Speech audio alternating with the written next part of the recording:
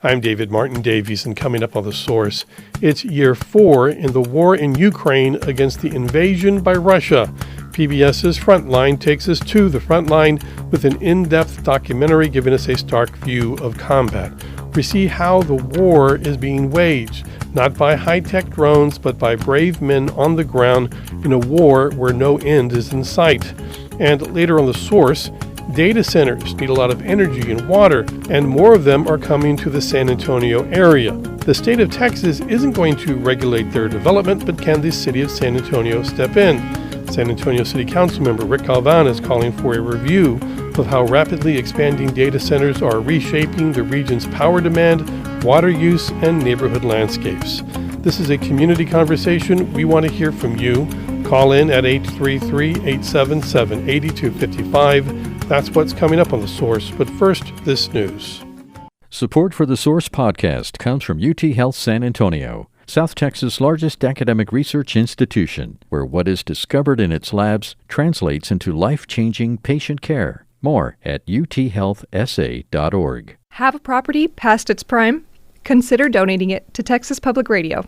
It's hassle-free, and you may qualify for a tax write-off, too. Learn more at tpr.careasy.org/real estate donation. Live from the John L. Santico studio in downtown San Antonio, this is The Source from Texas Public Radio. I'm David Martin Davies. News coverage of the war in Ukraine is frequently focused on the diplomatic battles, or we hear the story told with maps talking about offensives and counteroffensives. Maybe there are videos of high-tech drones doing warfare.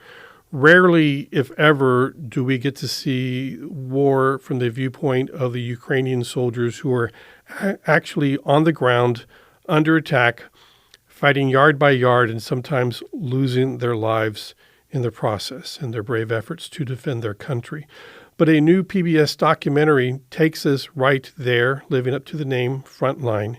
We witness a brutal and defining battle in the war in Ukraine against the Russian aggressors. It's called 2,000 Meters from Andreevka, and it comes from the Oscar-winning team behind 20 Days in Mariupol. Joining us now to tell us more about how this film was made, what it reveals about the war, what audience should take away from it, is Michelle Misner. She's a producer with Frontline. And Michelle, welcome to The Source. Thank you. Thanks for having me. An incredible documentary. It's frightening to watch. And then to think about how, the Ukrainian filmmaker and AP journalist, Mstislav Chernov, yeah. I'm sorry, I'm not very good at this. Oh, that's okay. Chernov, yeah. He put himself in that situation to capture this story. So he's fully invested in trying to really show the world what is happening here. Talk about that. Sure, yeah. So I am a producer and editor on staff at Frontline PBS, and we've been working with Mstislav Chernov since his incredibly harrowing reports came out of Mariupol at the beginning of the full-scale invasion in 2022. And from those reports that he completed from Mariupol during the time he was there, during the siege of the city, we created with him the film 20 Days in Mariupol. And as we shared that film around the world, and he often would appear to represent it, to speak to it, connect with audiences as it was shared, he continued to go back to Ukraine and do his work of covering the war. And this is a continuation of that effort for him. He's actually been doing it for over a decade, since the initial invasion of Crimea by Russia in 2014. And so this is his life's work in many ways, not a chosen beat to have, I wouldn't say. It wasn't his dream to be covering a war in his own country, but he certainly met the moment. And this film is about particularly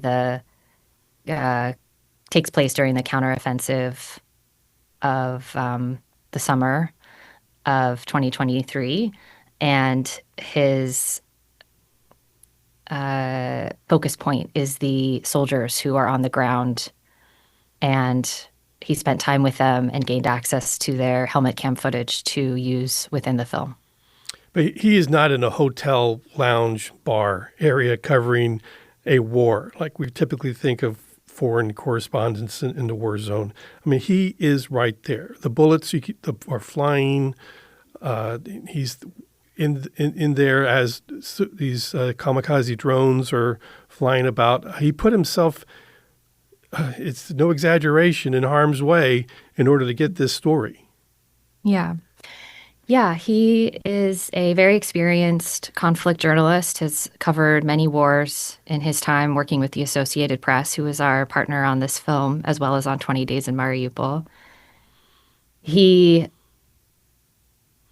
is also able to comment on the way that war has changed even in the short period of time that he has been doing this work.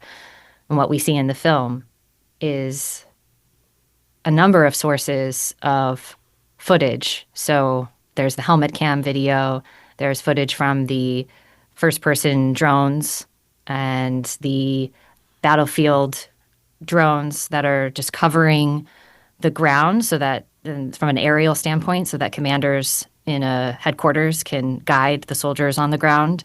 So what Mstislav was able to do was see how a film could be made from all of this material that in and of itself is such a new way of being able to show what happens on the ground in the middle of battle. And that was something he certainly couldn't have done at the beginning of his career covering the war, but now is able to do with a film like 2,000 Meters to Andriivka. Then at the same time, what it also means is that it's become much more dangerous for journalists to be in the field with soldiers. Yeah.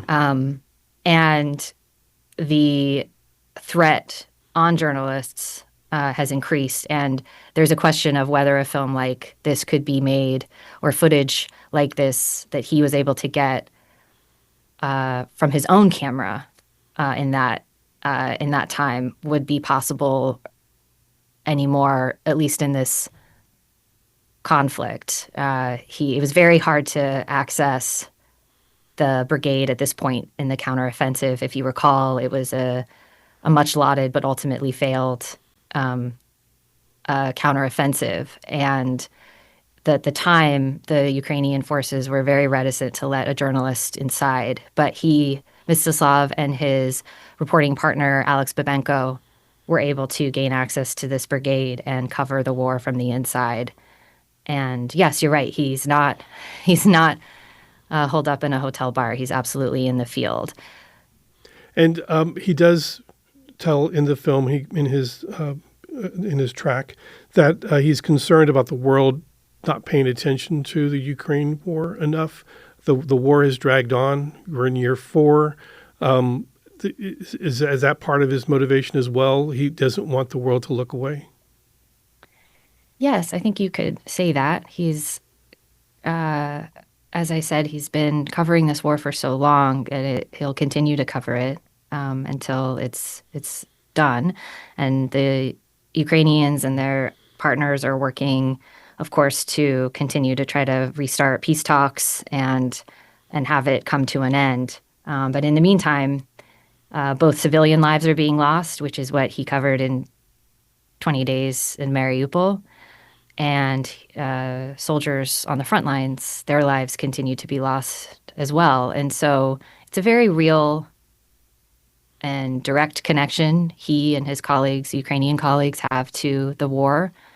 And so his effort and our effort at Frontline to create films that both in the moment contextualize the events of the war and broaden their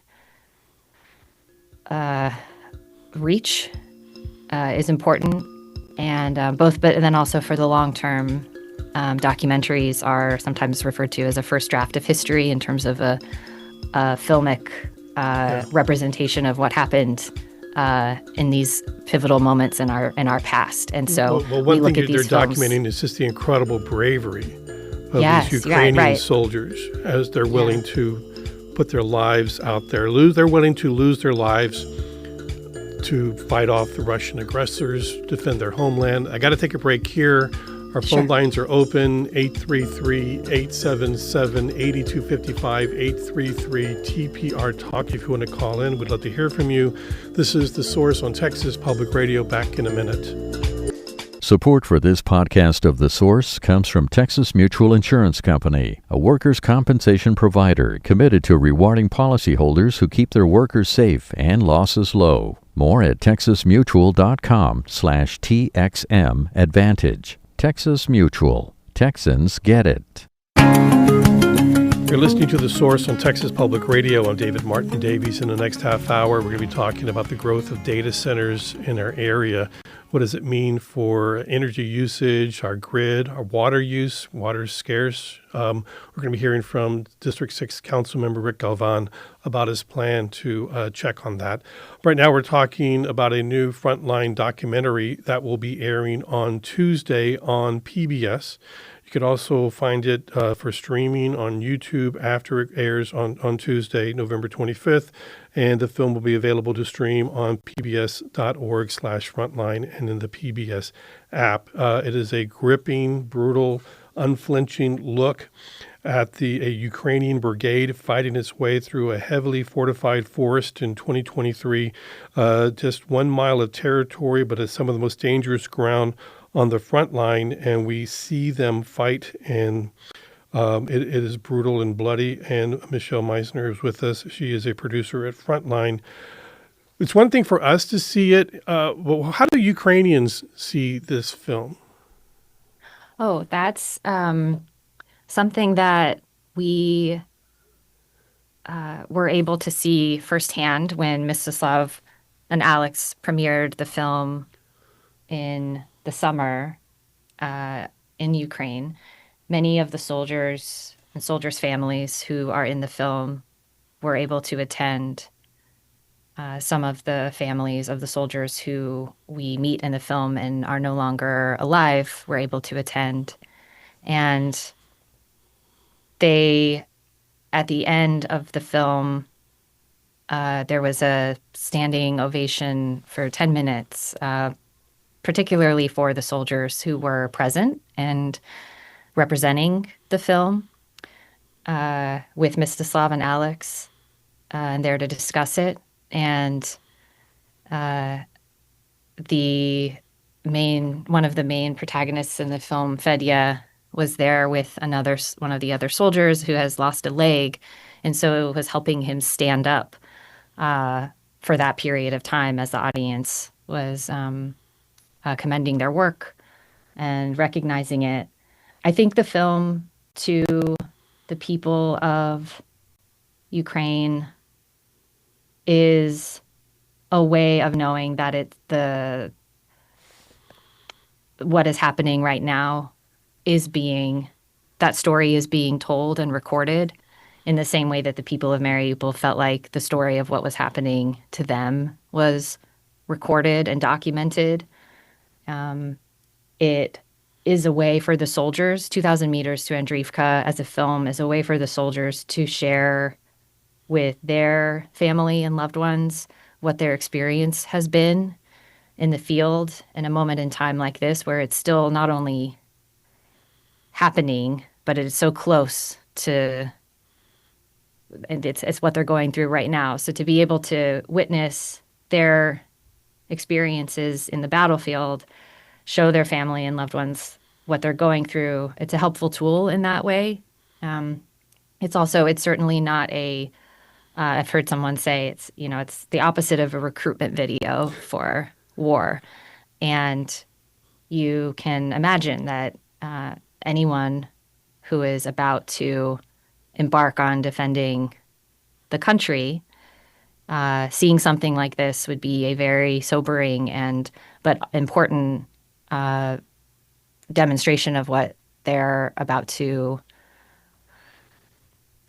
see and experience. And Fedya has actually talked about using it.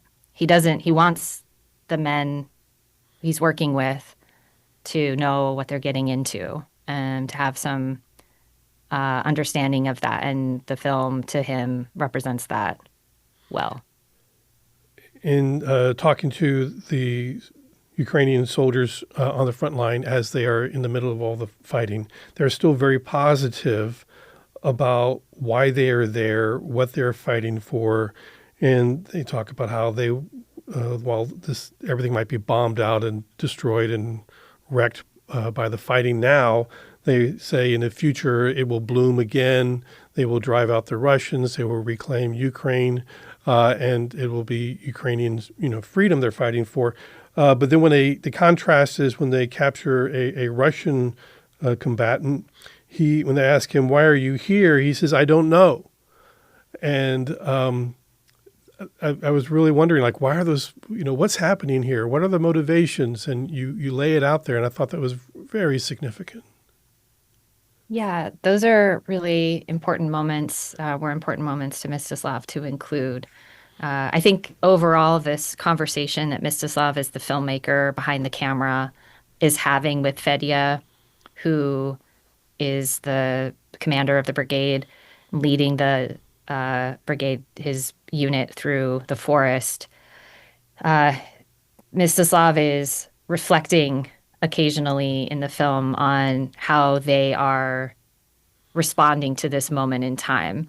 And Fedya has a outlook that is,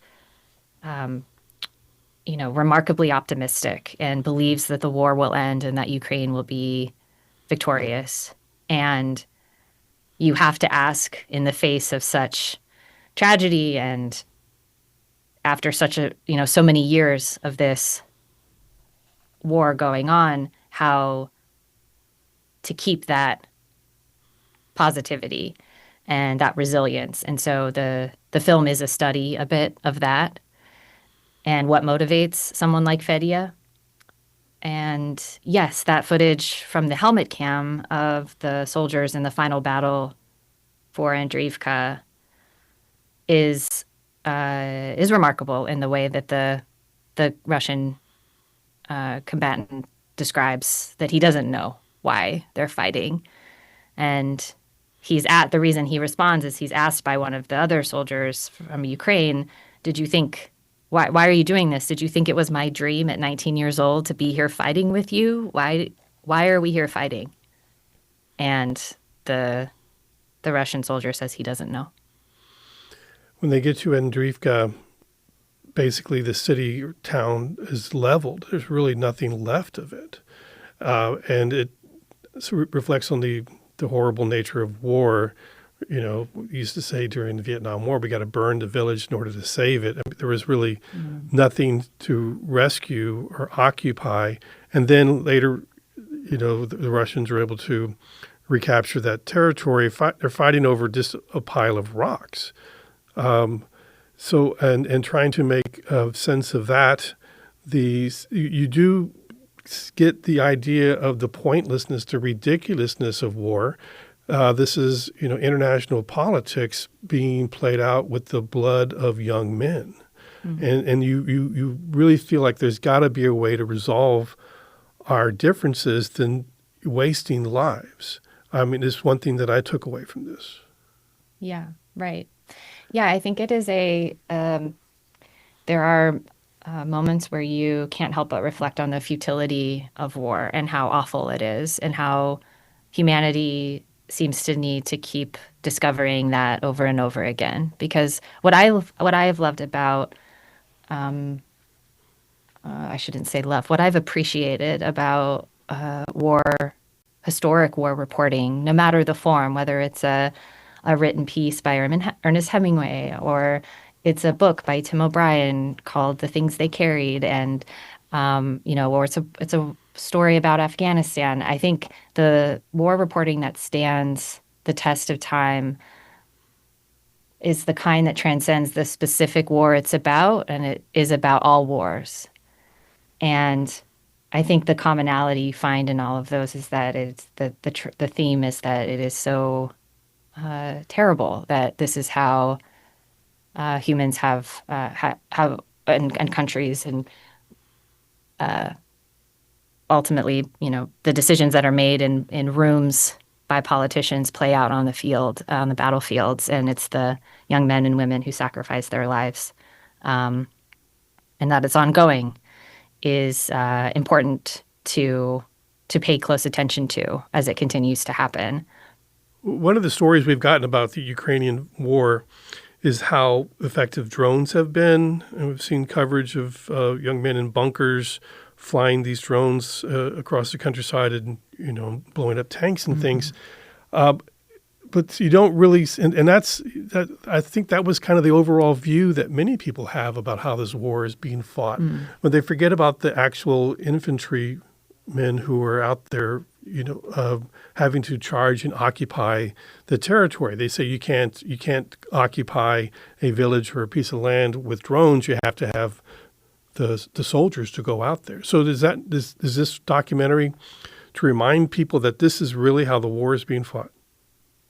Yeah, I think it shows that both strategies are being used, right? There are absolutely new technologies being used in the field, but they're still operated by humans, and those humans are close to the action. And then, yes, indeed, they are actually holding firearms and inching forward over small portions of land. It took, 3 months for them to get about a mile through the forest. And along the way, there are many battles that happen as they try to gain ground. And so there are these very strange moments where you're both looking at footage that is reminiscent of World War II and trench warfare, but you're looking at it from the helmet cams and the drone aerial perspectives of modern day technology. So that's a remarkable thing, for this moment in time to be able to see. Meanwhile, we still have the international negotiations trying to broker some sort of deal. There's some effort to try and get Ukraine to sacrifice trade land for peace. And the Ukrainians who are fighting to fight and who are losing their loved ones, it seems like they're not willing to give up. They're the ones paying the price and fighting the war, and they're not ready to trade land for peace. And that needs to be remembered. Yeah, I'm sure if you surveyed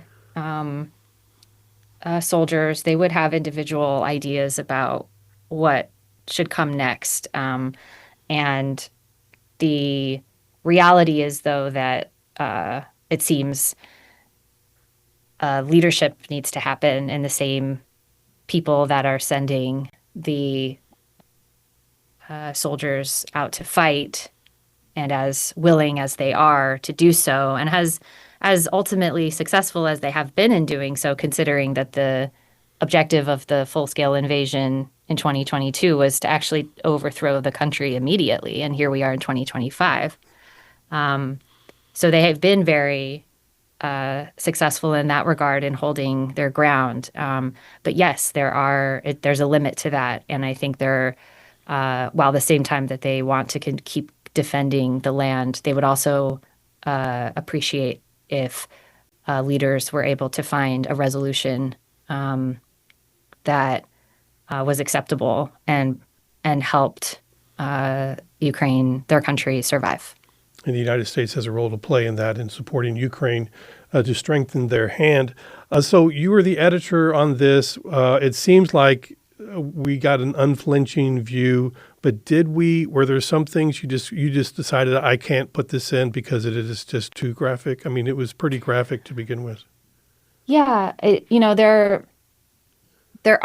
a line, I think, when you're editing or when you're working with a team, there's always a reason why you show what you show. And there are, I think it's the impact of those moments overall can make a film feel graphic at the end, or harrowing, which this film, I do believe, is, as it should be. It's about war.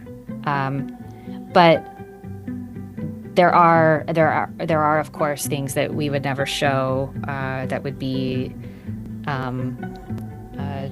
not just too within much. our editorial. Yeah, too much not within our editorial standards. But I would say that one of the things that I've appreciated people have said about this film is that given that this has a lot of restraint, that the film does have a lot of restraint, because we don't want people to turn away.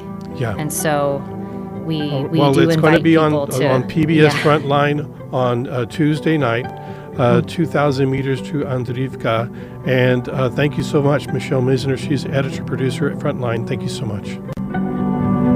This has been The Source on Texas Public Radio. The Source is hosted by David Martin Davies. Tim Gutierrez is the show's producer. Additional production support from Steve Short, Ruben Garcia, Yvette Benavides, and Dan Katz, Vice President of News. The Source is made possible with support from the Gladys and Ralph Lazarus Foundation.